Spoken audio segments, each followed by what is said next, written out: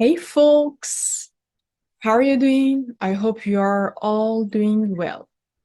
Okay, at first, again, I should say that you will hear a lot of concepts and other things, but they are not important at this stage because we just want you to have a primary but diverse knowledge of ethics and science, nothing more. Now I want to talk about posthumanism. Maybe you've heard about this philosophical approach, or maybe not. Okay, posthumanism, broadly speaking, is a philosophical framework that questions the primacy of the human and the necessity of the human as a category. While humanism appeals to our shared humanity as a basis for creating community, posthumanism criticizes this thinking as limited and full of implicit biases. In other words, philosophical posthumanism is a broad field of thought that critiques traditional humanism's emphasis as the center of intellectual and political life. It purposes instead that we need to decenter the human in our understanding of the world. So we need to decenter the human in our understanding of the world, particularly in response to scientific and technological changes that are blurring the boundaries of what it means to be human. Now we want to watch and listen to this short video with each other from Donna Haraway. She's an American professor emerita in the History of Consciousness Department and Feminist Studies Department at the University of California. I think you really enjoy the video. Okay.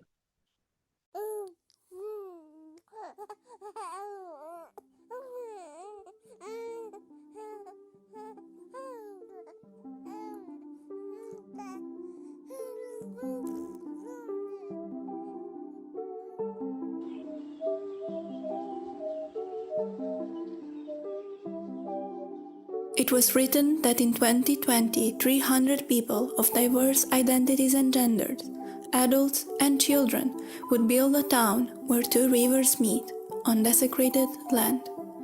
They are the children of compost, always striving to make kin with others. They stay with the trouble, making a living on spoiled lands, trying to restore them. Their community considers babies precious and rare. They are rarely birthed and most often have three parents of various genders. Some of the human newborns are genetically modified to be related to other species under the threat of extinction.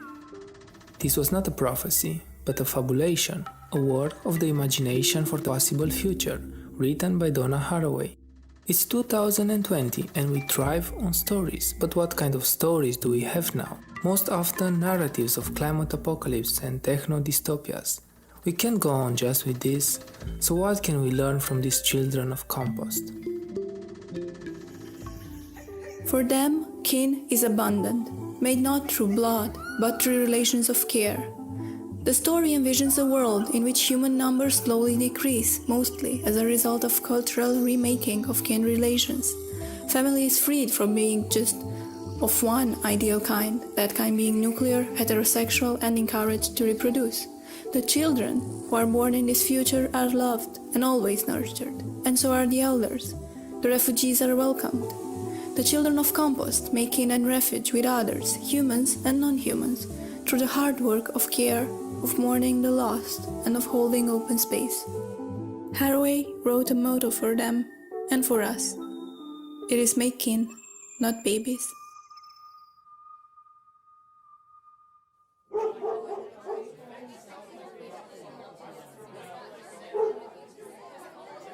Donna Haraway knows the dangers of speaking about population, but she doesn't leave the topic off the hook to be defined by right-wing politics. Focusing on population as a problem has a long history of racism, colonialism, and genocide. This is why the response has been fierce. Sophie Lewis wrote about Haraway that if she wanted to do justice, she should have centered her analysis of population on how it relates to border policing and white supremacy, which, according to Lewis, she doesn't, and is thus trafficking irresponsibly in racist narratives. This was not the end of it though. Haraway had breakfast with Lewis and talked it through, tapping upon their points of agreement on reproductive justice and their feminist background. Making kin cannot be racist, so Haraway kept exploring the trouble of population, knowing that population, both as human numbers and as a concept, will not go away. What's bad about the concept of population? Michelle Murphy explains how population in the 20th century became a calculative concept used by nation-states for the sake of economic productivity. Population as a way of counting uses an abstraction for a managerial gaze, and over time, it was open to ongoing management, legitimating projects incorporating American interests to cover the globe. Population, seen as a problem, has created infrastructures that have a terrible history and a present of having weaponized birth control practices, of coercive sterilization, of border walls, of racist violence, and of choosing elite lives to be protected. What is needed is radical reproductive justice that supports life in the face of racist and colonial structures, and that bleeds into environmental justice, which includes water and land, because what happens to the land happens to the people. Looking at population as a problem shifts our focus from the low fertility, highly consumptive, elite lives to the many lives whose work and exploitation sustains them. Population points to babies rather than borders and systematic inequality as culprits for poverty. In the hand of the current arrangements, the concept of population seems irredeemable. Yet, human numbers grow, even if the counting of them is done by a violent machinery. How do we make it so we can care for each and everyone in this world, without caring only for those that are deemed valuable?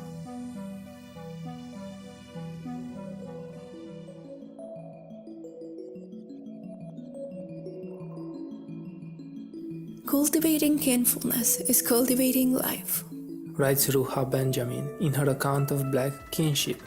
Adoption, foster care, cousin culture, and caring for the dead, saying their names, are all essential practices of kin-making. But is caring real work? Haraway's make kin, not babies, should be seen, according to Jennifer Hamilton, as an act of restructuring work and family, while challenging the role of the private home within the economy. For the children of compost, much of the trouble is already over. There is no racism, no sexism, no fear of the other.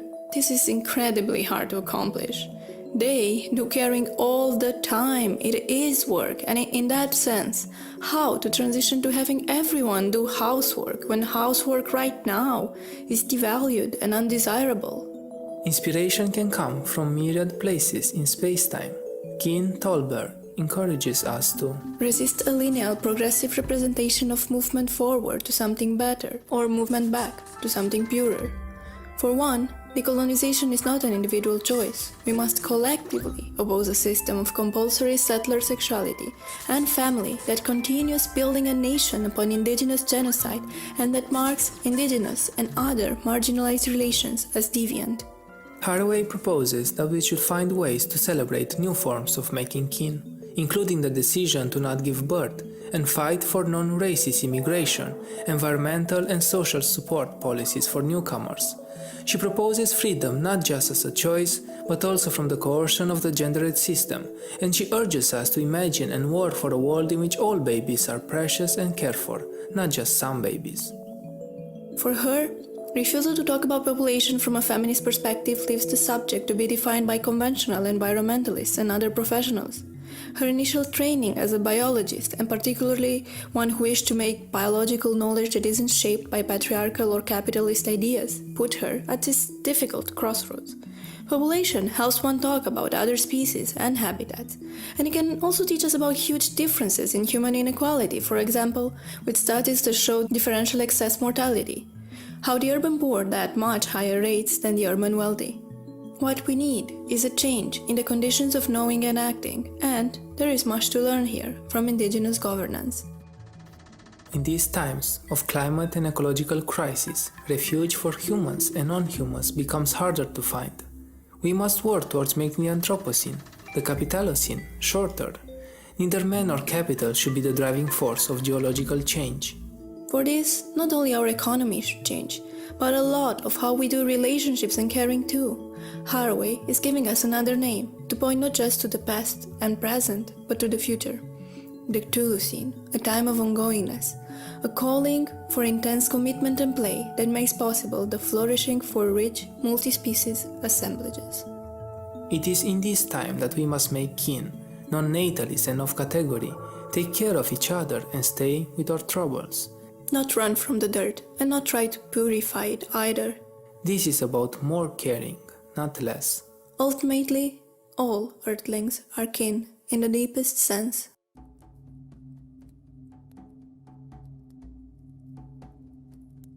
So what can we take from make kin, not babies? One can find inspiration to rekindle old ways of making and keeping kin, and to reaffirm extended families, or to bring about new forms of kinship and support that aren't strictly human and that aren't rooted in patriarchal values such as monogamy or heteronormative romantic love only. Such making of kin must always know the history and present in which it lives and act against othering. These kinds of cultural practices can free women who do not wish to give birth from the stigma, and it can give those who wish the opportunity to seek support beyond the immediate family. And whether or not we make babies, we can always strengthen our relationships with others, humans and more than human people. And yes, of course, families aren't always nuclear and based on romantic monogamous love, nor must they be. We can celebrate multiple forms of making family, and we shouldn't enforce just one, especially the one that is most servient to capital. Besides, whether we live on indigenous lands or not, questioning this Western family model is one way of resisting power, of trying to find what was lost and of making new ways of being together. While for some people, there are antinatalist policies because they are considered undesirable, for others, states make pro-natalist policies, desperate to have more of the right babies and right kind of workers and citizens. If we follow the threads that led to these policies, we find them to meet with the threads of ecological destruction and exploitation. And then, if we untangle them, we should do it with this vision in mind. The land, the people, the living others, all are parts of our extended bodies. Bodies that we should care for, collectively.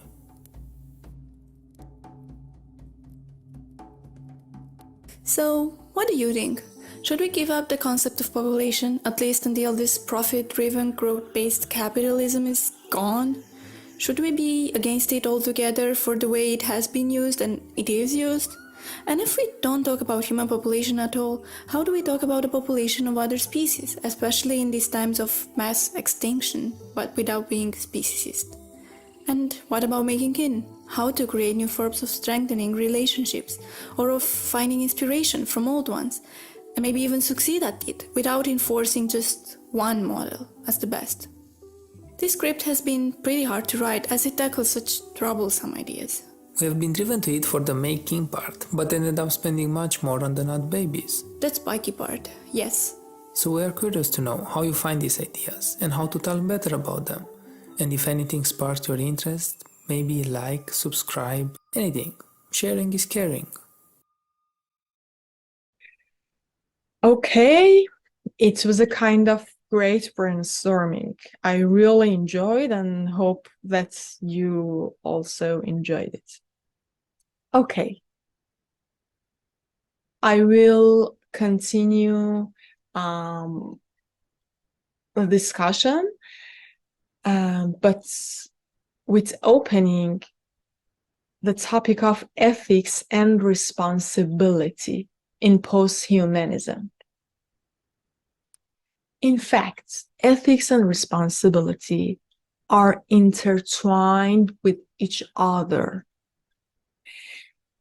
With the advent of technologies such as genetic modification, artificial intelligence, and human enhancement, questions about what it means to be human and what responsibilities we have towards non-human others including both animals and artificial entities, are becoming increasingly important. I said non-human others. It can be keywords in post-human ethics philosophy. So, posthumanism can help provide a framework for addressing these ethical issues in a way that, considering the interconnectedness of human and non-human beings, and other keywords, interconnectedness.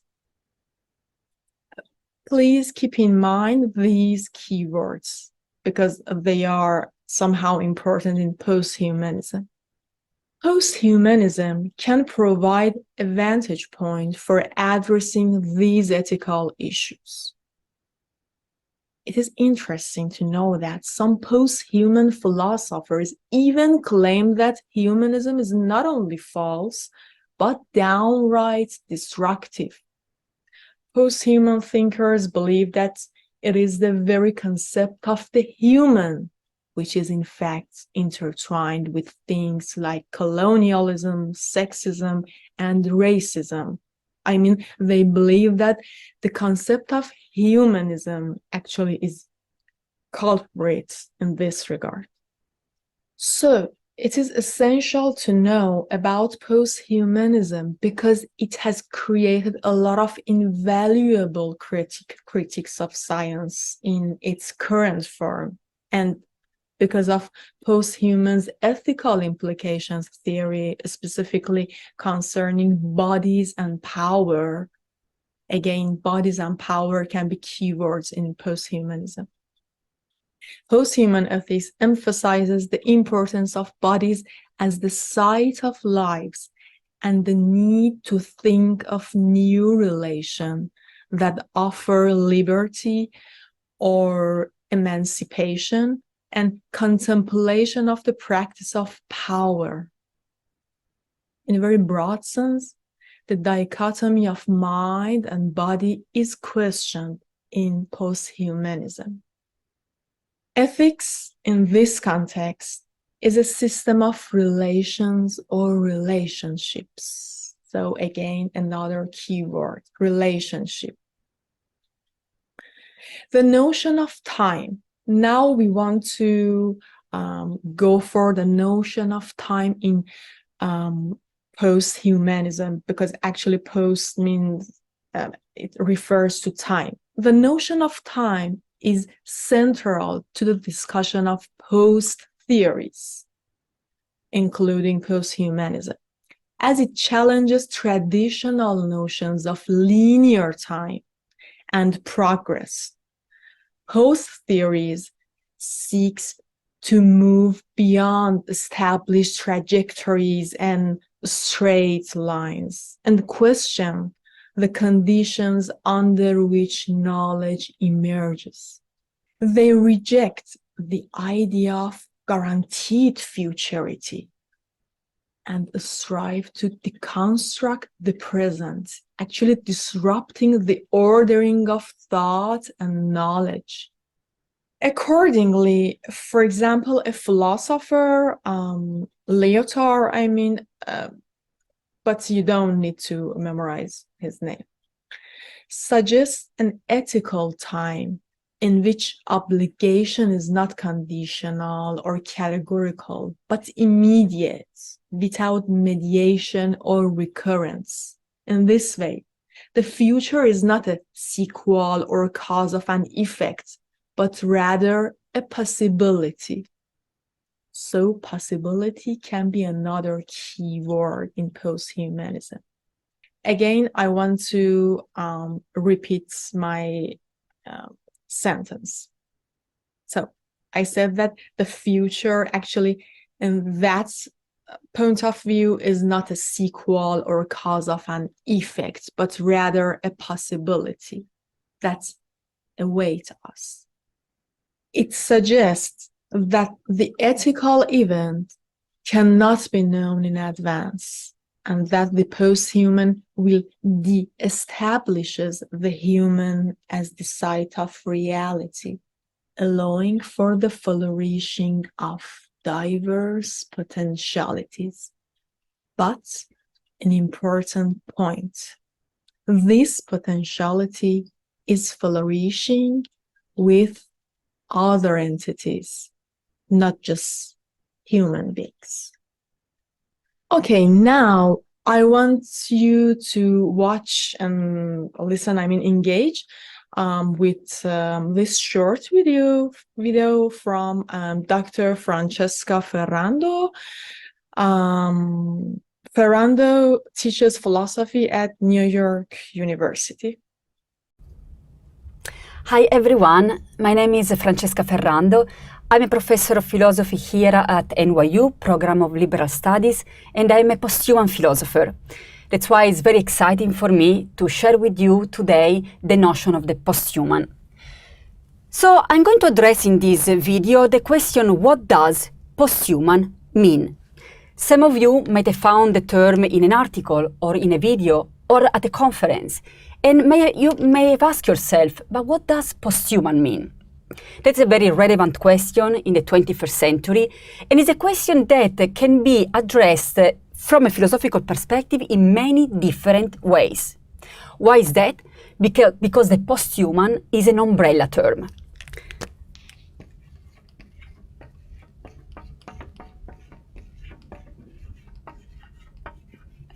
Posthuman is an umbrella term that is defined by many different schools of thoughts in different ways. Which ones are these schools of thoughts that we are referring to? Well, there are many. On one side, we can see, for instance, posthumanism. So posthumanism is a philosophical movement which is happening right now, which addresses the topic of the posthuman. We can also think of transhumanism.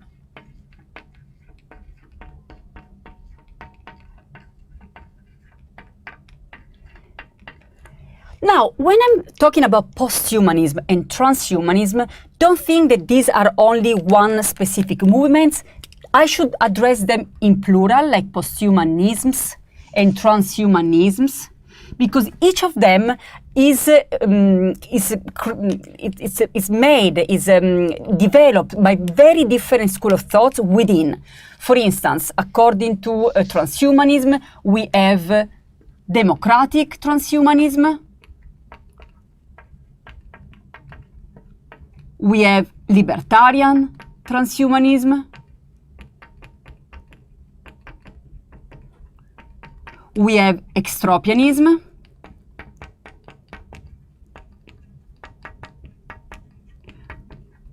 we have the singularity, and so on. So you can see already that this movement is one but many. That's why I'm talking about transhumanisms, although all these schools of thought do share some of the same notions that we are going to see more deeply in the second video of this mini-series. What about posthumanism? Also, posthumanism is not one but many. We should refer to posthumanisms.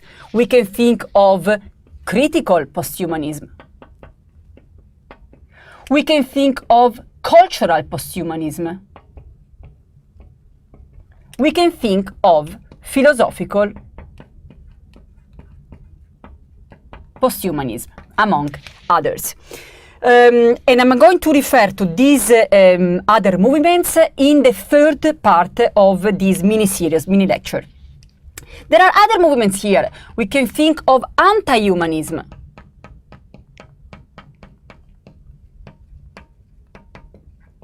As well, not one but many. There is Marxist anti-humanism. There are many different types of anti-humanism as well.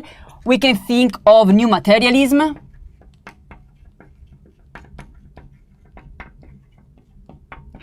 We can think of meta-humanism, and so on.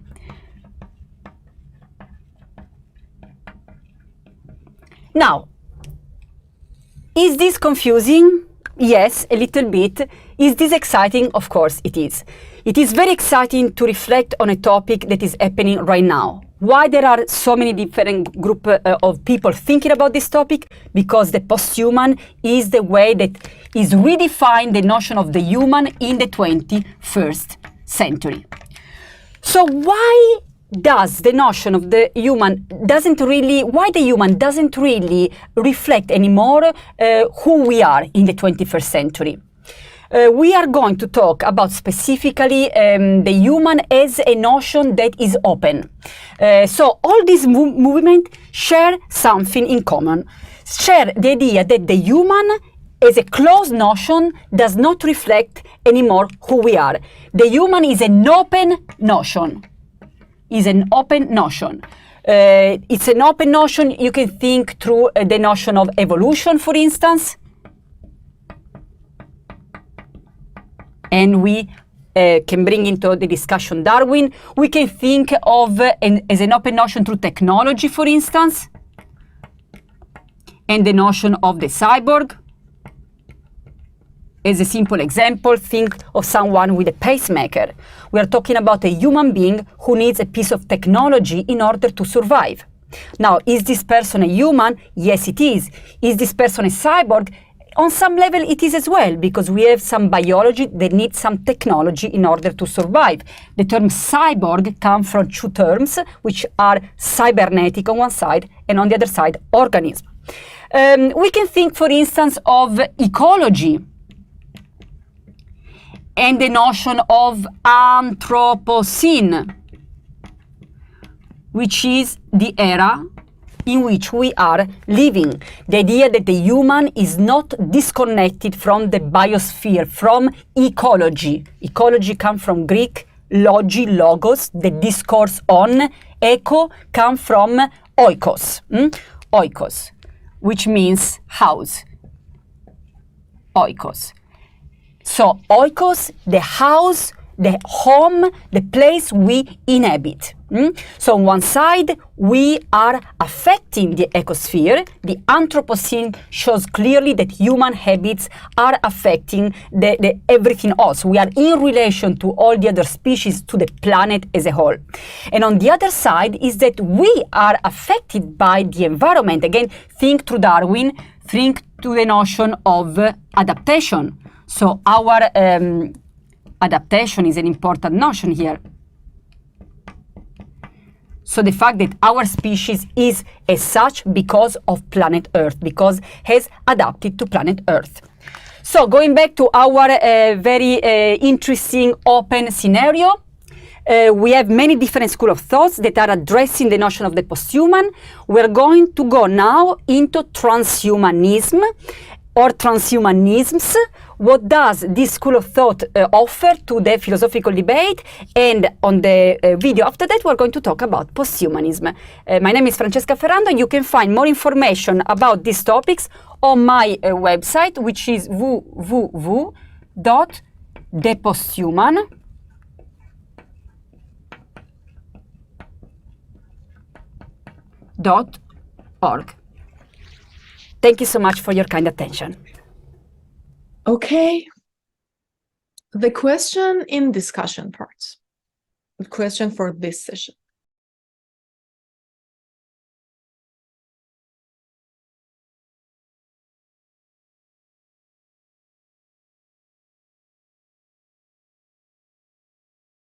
According to what we have said in this video, what are the post-humanism keywords? Okay, just one thing. I've really tried to create several short but comprehensive videos instead of a lot of long and boring videos in order to make them easy for you to review them again and again as much as you need. So please, when you don't understand something in it, review it. Thank you. Okay, you're done here. Take care of yourself. See you soon.